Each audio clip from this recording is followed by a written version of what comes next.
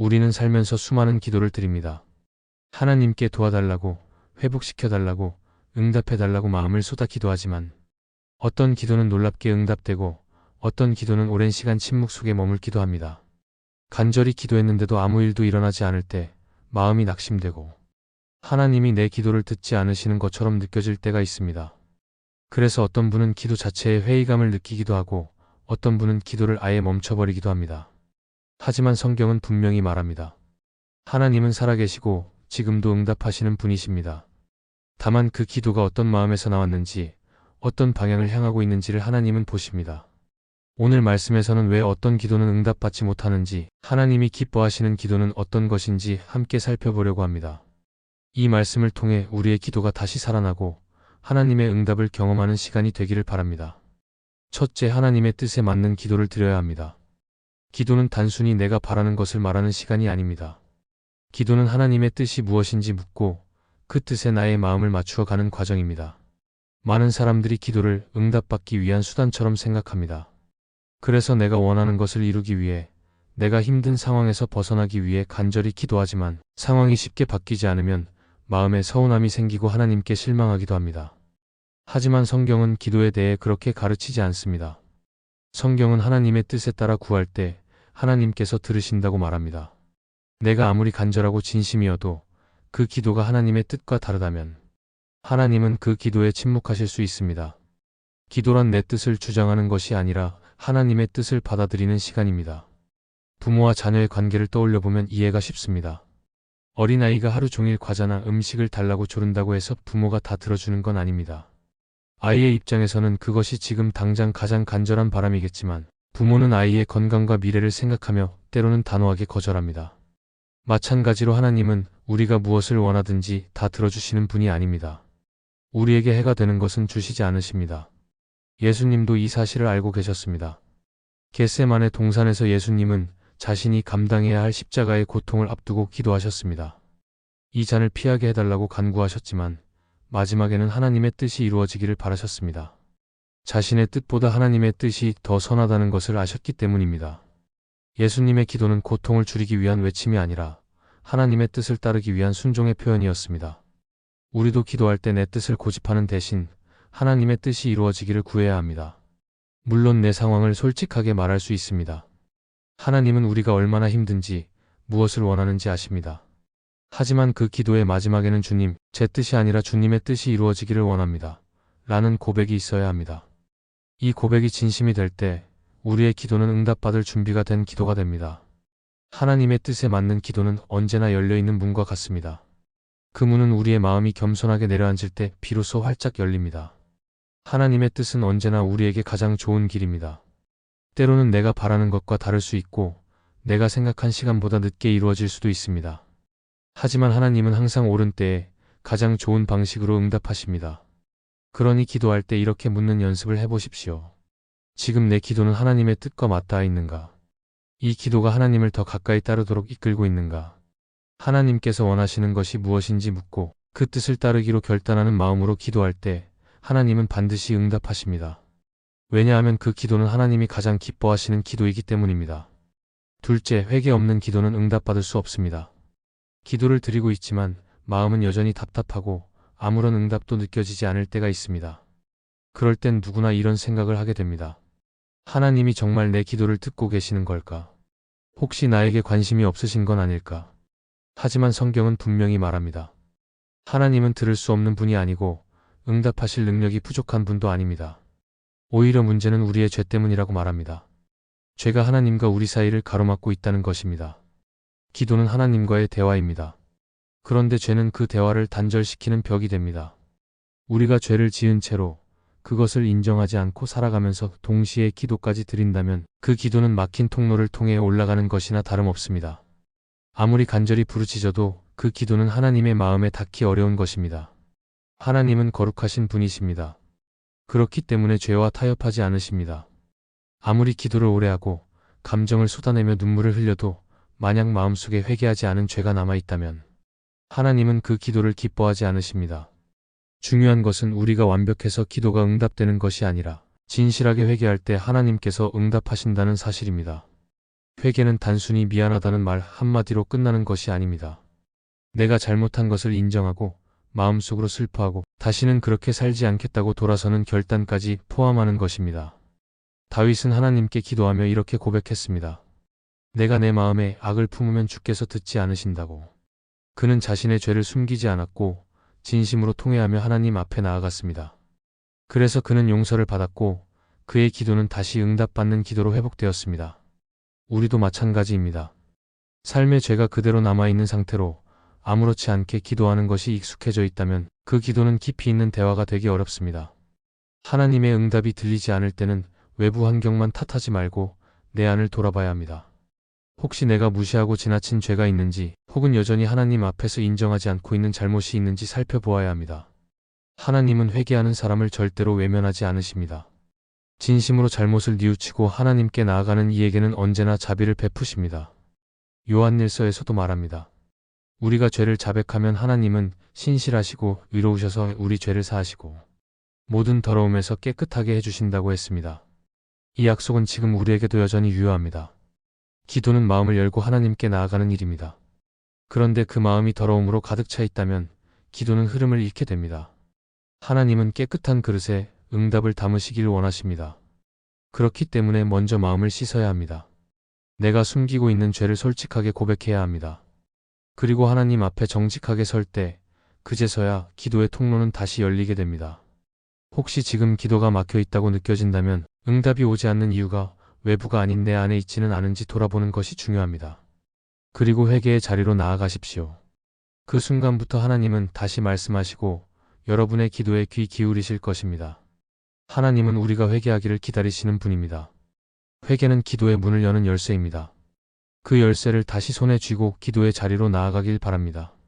셋째, 믿음 없이 드리는 기도는 응답받기 어렵습니다. 우리는 종종 기도를 하면서도 마음속 깊은 곳에서는 정말 하나님이 들어주실까? 라는 의심을 품고 있습니다. 입으로는 주님의 이름을 부르며 간절히 구하지만 마음속에서는 이미 기대를 접은 채 혹시나 하는 마음으로 기도할 때가 있습니다. 그러나 성경은 분명히 말합니다. 믿음으로 구하고 조금도 의심하지 말라고. 의심하는 사람은 바람에 밀려 요동하는 바다 물결 같아서 하나님께 아무것도 받지 못할 것이라고 경고합니다. 하나님은 인격적인 분이시고 우리가 단지 말로 하나님을 움직이려 하는 것이 아니라 믿음으로 하나님과 관계를 맺고 그분을 신뢰할 때 응답하십니다. 기도는 하나님께 말하는 것 이상의 일입니다. 기도는 하나님을 향한 신뢰의 표현이며 그 신뢰는 보이지 않는 상황 속에서도 하나님이 반드시 선하게 역사하신다는 확신에서 나오는 것입니다. 믿음은 감정이 아닙니다. 어떤 날은 뜨겁게 느껴지고 어떤 날은 차갑게 느껴지는 그런 감정의 변화가 아닙니다. 믿음은 보이지 않아도 하나님이 일하고 계신다는 것을 알고 들리지 않아도 하나님의 응답이 다가오고 있음을 기대하는 태도입니다. 상황이 변하지 않아도 하나님은 신실하시고 선하시다는 것을 붙드는 것이 믿음입니다. 성경 속 인물들을 보면 그들의 기도에 응답이 있었던 이유는 언제나 그 중심에 믿음이 있었기 때문입니다. 12해 동안 혈루증을 앓았던 여인은 많은 의사에게 실망한 후에도 예수님의 옷자락만 만져도 낫겠다는 믿음으로 나왔고 그 믿음대로 낫게 되었습니다. 백부장은 직접 예수님이 오시는 것보다 그냥 말씀만 하셔도 종이 낫겠다고 말했습니다. 예수님은 그 믿음을 보시고 크게 감탄하시며 말씀하셨습니다. 너의 믿음대로 될지어다. 이처럼 하나님은 믿음을 통해 역사하십니다. 우리가 어떤 말을 하느냐보다 하나님을 어떻게 바라보고 있느냐가 더 중요합니다. 하나님이 들으시는 것은 멋진 말이 아니라 진심 어린 믿음입니다. 그래서 우리가 기도할 때 가장 먼저 점검해야 할 것은 내가 지금 이 기도를 드리며 정말로 하나님을 신뢰하고 있는가입니다. 믿음으로 기도한다는 것은 응답이 없을 때에도 낙심하지 않는 것입니다. 하나님이 침묵하실 때에도 그 뜻을 신뢰하는 것이며 눈앞의 상황이 나아지지 않아도 여전히 하나님의 선하심을 붙드는 것입니다. 그리고 그 믿음은 기도 이후의 태도에서도 드러납니다. 기도한 후에 하나님이 이미 일하고 계시다는 마음으로 감사하고 응답을 기다리는 자세로 하루하루를 살아가는 것이 바로 믿음의 열매입니다.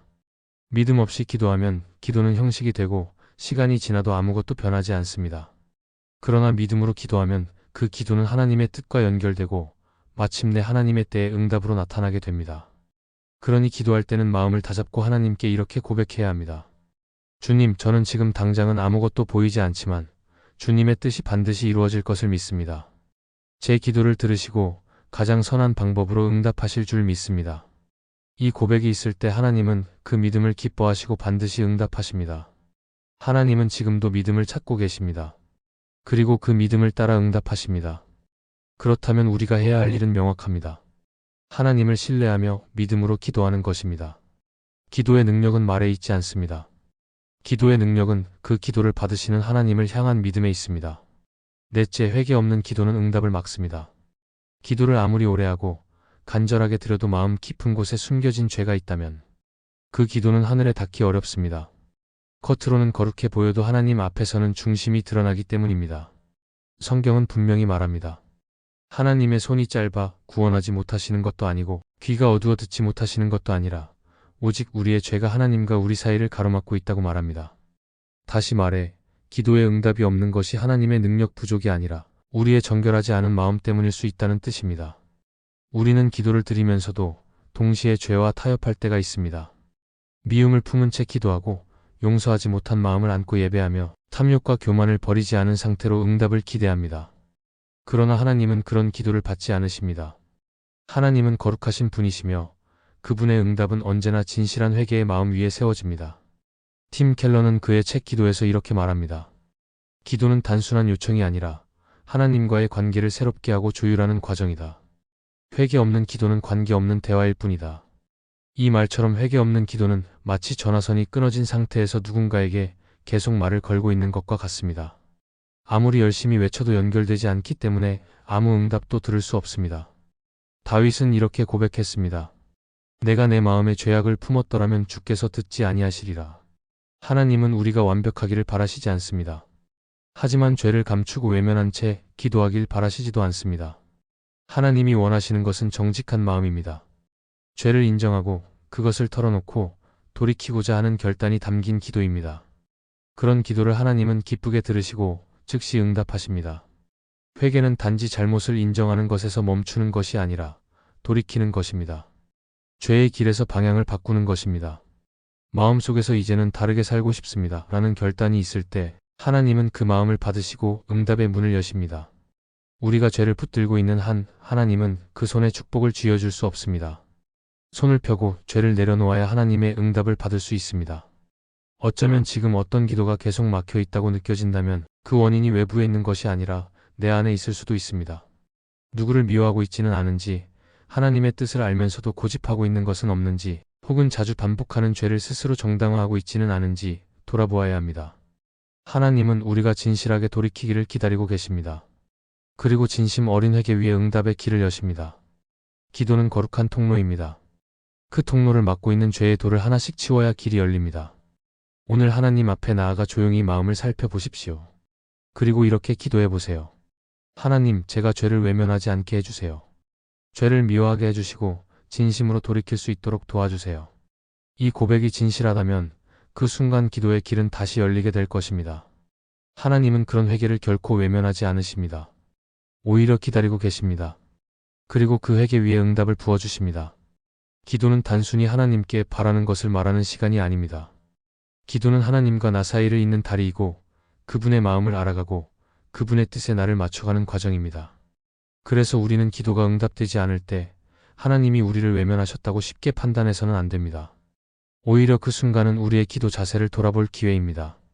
오늘 나눈 4가지를 기억해 보십시오. 하나님의 뜻과 어긋난 기도는 아무리 간절해도 응답될 수 없습니다. 기다림은 응답이 지연된 것이 아니라 하나님이 우리를 준비시키고 계시는 시간입니다. 감사와 찬양은 응답보다 앞서 하나님께 드릴 수 있는 가장 믿음의 표현입니다. 그리고 회개 없는 기도는 그 자체로 막힌 기도입니다. 기도는 결국 관계입니다. 하나님과의 관계가 진실할수록 기도는 생명력 있고 살아 움직입니다. 지금 혹시 기도하면서도 답답함을 느끼고 있다면 낙심하지 마시고 오늘 들은 말씀을 마음에 새기며 다시 무릎 꿇으시길 바랍니다. 하나님은 살아계시고 여러분의 기도를 분명히 듣고 계십니다. 그리고 그분은 가장 좋은 때, 가장 선한 방법으로 반드시 응답하십니다. 그 믿음으로 다시 기도하십시오. 그 기도는 결코 헛되지 않을 것입니다. 이 말씀이 마음의 은혜가 되셨다면 좋아요와 구독으로 함께 해주세요. 그리고 댓글에 아멘이라고 남겨주시면 하나님의 은혜가 더 많은 사람들에게 전해질 것입니다. 여러분의 삶 위에 하나님의 은혜가 언제나 함께 하시기를 바랍니다. 감사합니다.